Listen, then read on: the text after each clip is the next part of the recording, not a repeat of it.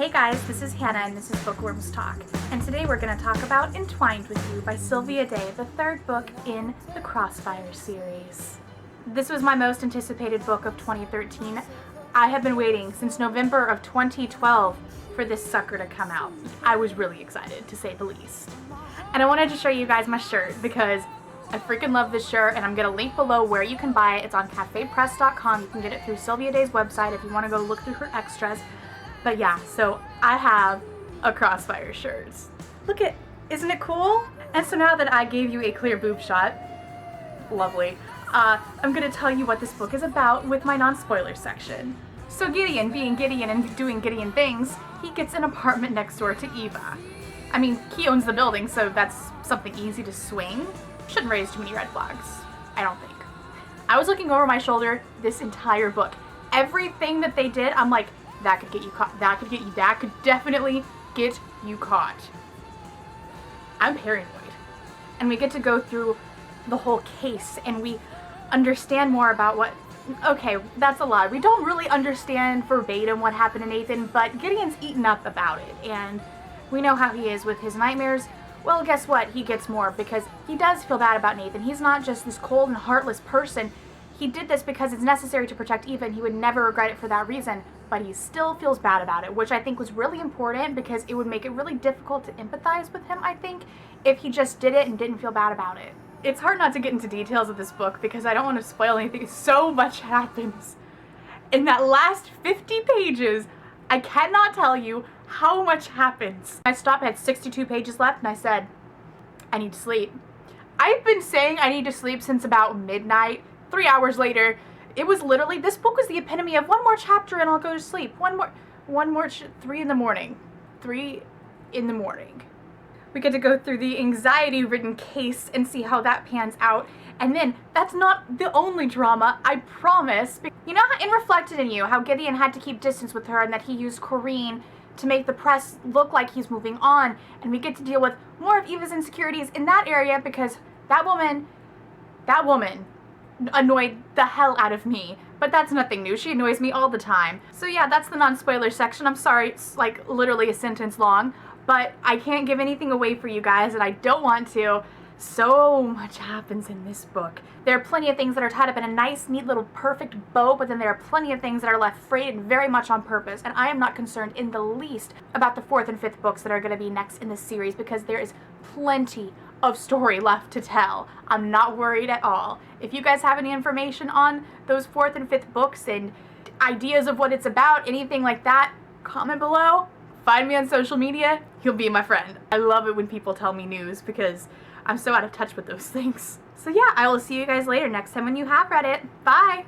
So you remember how in Reflected in You, when Gideon came out of the elevator, he had the red lipstick on his shirt. It wasn't red lipstick from Corrine, which we were led to think it was Nathan's blood. And you know why the couch was messed up in his office? It wasn't from a lunch quickie. It was from an altercation, a fight, presumably with Nathan. And everything has reasons. If this series has taught me anything, it's to be patient and not jump to conclusions like Eva does and just wait, because I guarantee you Gideon will have a perfectly good explanation. Eva's like, we're totally dysfunctional, and Gideon says, I prefer selectively deviant. Oh, and another thing, the man says he's not a romantic. Please. And I will read you a couple things to prove my point. I'd stop the world spinning for you. Wherever you go, however far, I'll always be right here with you. Sounds like lyrics to a Bryan Adams song.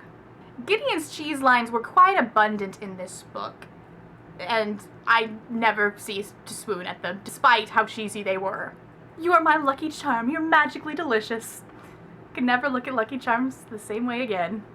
When Eva's mother bugged her things, are you serious? I get that her heart's in a good place, but that is beyond an invasion of privacy. Eva said a little bit earlier about sucking face, and I was like, interesting choice of words, and Gideon called her on that a little bit, but then it became an ongoing joke. Hurry up and call Carrie, I'll clean up dinner, then we can suck face, fiend, sex pot. That was probably my favorite little back and forth conversation banter. Loved that.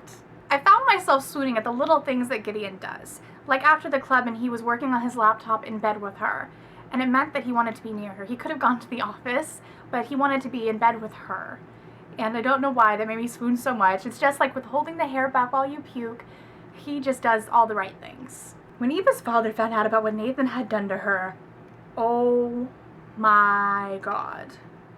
Eva'S done a lot to piss me off throughout the books, and this is definitely one of those times.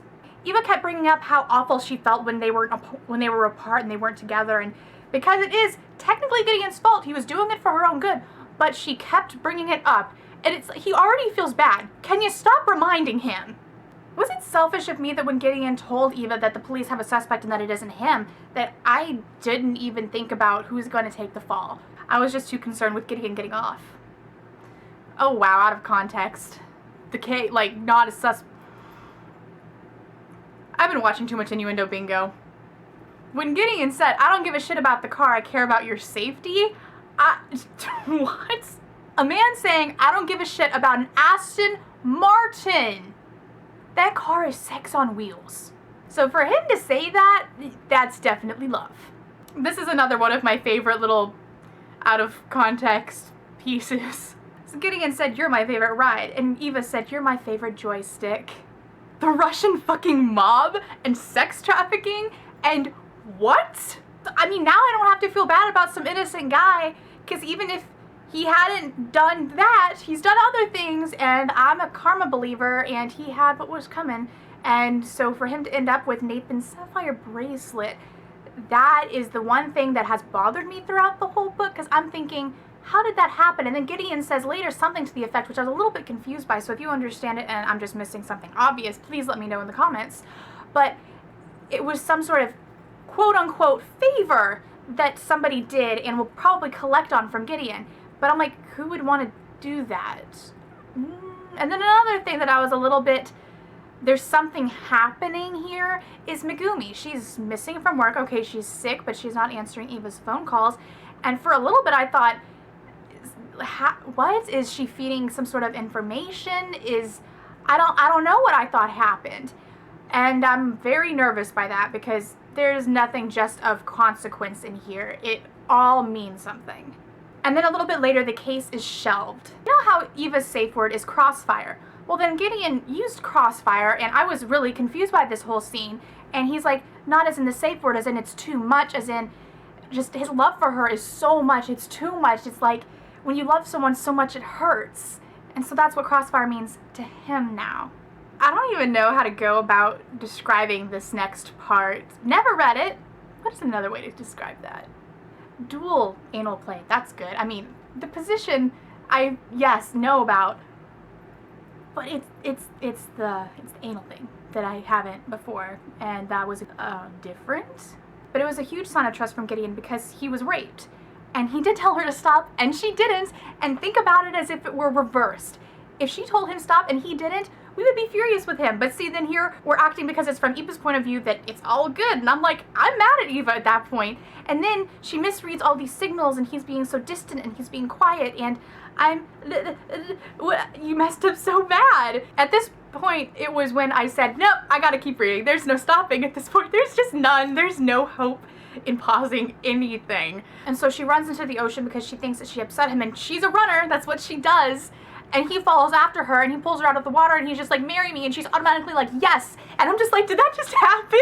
Did that just happen? I had to reread that. I just was shell-shocked by it because I thought this would be such a difficult thing and it wasn't. But the thing was, she misread all the signals because before we were kind of pointed towards this direction with Mark and his whole anxiety with popping the question, and it was just so obvious and I didn't catch it. And going away on but it's because they had these kind of weekends before that I think I didn't see this before, because then they went off on this island and it should have been like this really big sign, because I mean they spoke about it before and she's just like, I don't know what the answer would be, it's not the right time, and he's just like, I need you. And ever since Nathan, he's realized that completely, and she's just taken so much longer. And I'm ranting here, I'm sorry, but so the wedding literally is like a page long, and I'm okay with that. I really am though, because I feel like so much of the time it's like this big conflict and like this rising action, and it was just nice, sweet, simple, and like literally a page, I feel like.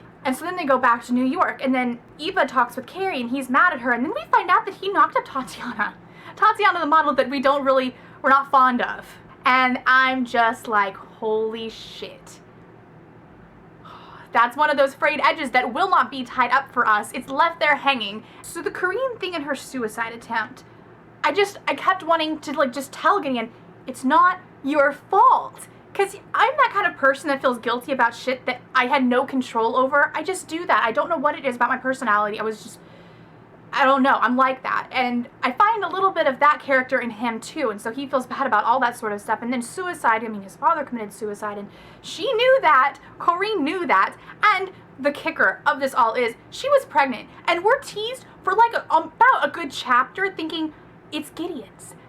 It's Gideon's child? Are you kidding? No. Then he's gone for like days. And I'm like, and you're not even going to talk about her being pregnant. You're not even going to talk about that. They talk about this other thing, and then we found out about a sex tape of Eva and Brett, and I'm just like, whoa. And it was filmed unbeknownst to her, and I'm pretty sure you can get lawsuits for that kind of thing, but he doesn't even want it to go public, and, you know, Gideon in his ways, I guarantee you it. I'm not going to say that because then I'll jinx it. It might go public. I hope not. But, you know, we're talking about that, and then we bring in the Korean thing. I'm like, thank you, because that's what I was more concerned about. I mean, the sex tape, yeah, I see that's bad. But there's Corinne, and we find out that it wasn't Gideon's, hallelujah, but that she miscarried. She needs help. She really does need help, and Gideon has tried to give her that help.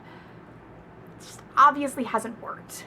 In the last like 50, 60 pages, let's sum up everything that's happened. They got engaged, got married, signed that prenup thing. I'm gonna even count that in the marriage thing. Carrie knocked up Tatiana. Corinne attempted suicide. She's pregnant, possibly with Gideon's child. We find out that it's not. And then we have the sex tape. Last 60 pages.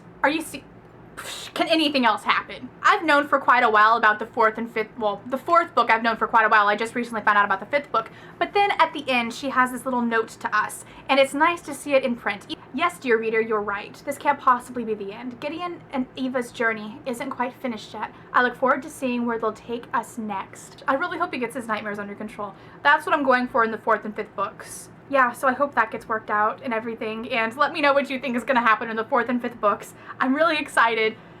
It's probably going to be a while, like a year or so, and I told myself I would pace. Right. I will see you guys later next time on Bookworms Talk, letting you know right now the next book, and I say this hesitantly because I am the most indecisive person I know, and I probably will change my mind. But for now, I'm going to start Collide by Gail McHugh because I'm really excited about that. So yeah, I'll see you guys later next time on Bookworms Talk. Bye! This is what happens with like no sleep after reading, and I do videos and I babble. I said that weird. Yes, I did. I didn't think this through. What's that? I don't drink like that. It's to avoid lipstick getting off. That was the most awkward drink I think I've ever taken. I am sorry, future me, for having to edit this. I am so sorry. So sorry. I was just too concerned with Gideon getting off. Oh wow, out of context. The K, like, not a sus. I've been watching too much Innuendo Bingo.